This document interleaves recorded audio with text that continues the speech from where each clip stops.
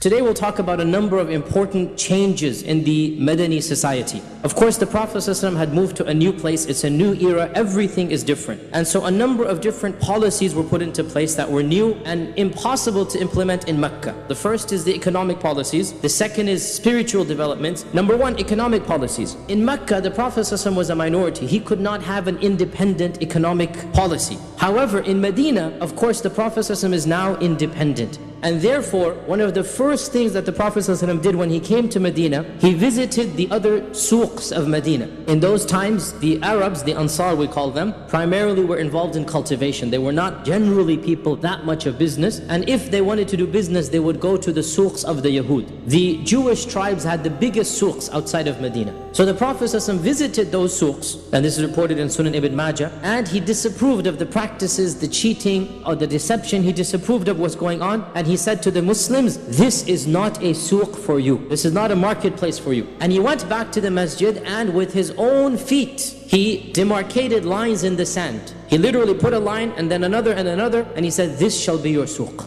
And he instituted a souq towards the west of the masjid. And he said, this shall be your souq, so let it not be diminished, and let no one tax the people in it. What new policies did the Prophet ﷺ bring? This is many different books and many different topics can be written. As you all know, he banned the practice of interest. Well, one of the most important things he did, he linked buying and trading to religiosity, to spirituality. He praised honesty and he criticized dishonesty, and he said that the righteous businessmen will be blessed on the Day of Judgment. He said that those who cheat and lie is not of us. And then of course he also demanded a certain code of conduct. For example, the Prophet ﷺ forbade cheating and lying, swearing false oaths. He forbade hiding defects, and he used to monitor himself. He would walk in the souqs that he instituted. And he once found the famous hadith in Bukhari. He found a date seller who had good quality dates at the top of the bag. But the Prophet ﷺ knew, Jibreel told him what's inside. He put his hand inside and he pulled out rotting dates. Because he wanted to sell the bag,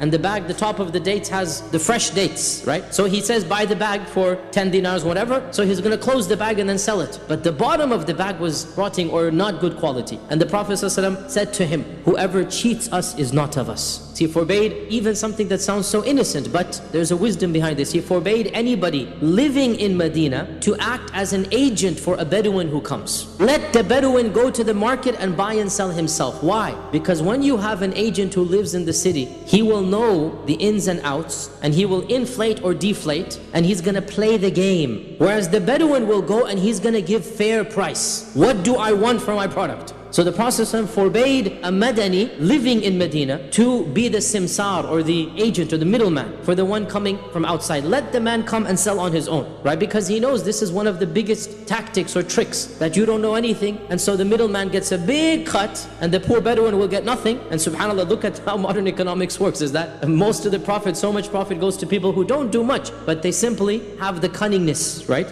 And the Prophet ﷺ forbade this. Very early on, the Prophet ﷺ rejected the aswaq that were there, and he established his own souq with his own Islamic, of course, Islamic Sharia, of course, being fulfilled there. And of course, this souq flourished, and therefore, when the Jewish tribes were expelled one by one and their souqs obviously collapsed, by the time they were expelled, they didn't care about them because they had their own independent souq up and running. So, financial independence, the Prophet ﷺ stressed it from day one, such that when other economies collapsed, it didn't affect the economy of Medina. Also spiritual practices. As soon as the Prophet ﷺ immigrated, one by one the major commandments came down. Within a year, pretty much the entire Sharia of ibadat had been revealed, except for Hajj. Hajj could not be revealed because you can't do Hajj, because Hajj is enemy territory, right? So Hajj is revealed, 9th year of the Hijrah, Abu Bakr goes and does it, 10th year, the Prophet ﷺ does it. Hajj was delayed. But the other pillars, the Ramadan of the year of immigration, nothing happened. There is no Sharia for fasting. Next Muharram, so 9-10 months after the Hijrah. Next Muharram, on the 10th of Muharram, the Prophet ﷺ made the fast of the 10th of Muharram wajib. Of course, we now know it's not wajib. And the Prophet ﷺ made a decree that whoever ate breakfast in the morning, let him not eat for the rest of the day. Today is going to be wajib to fast. So the first obligatory fast was the stepping stone, one day only. Let them get used to it.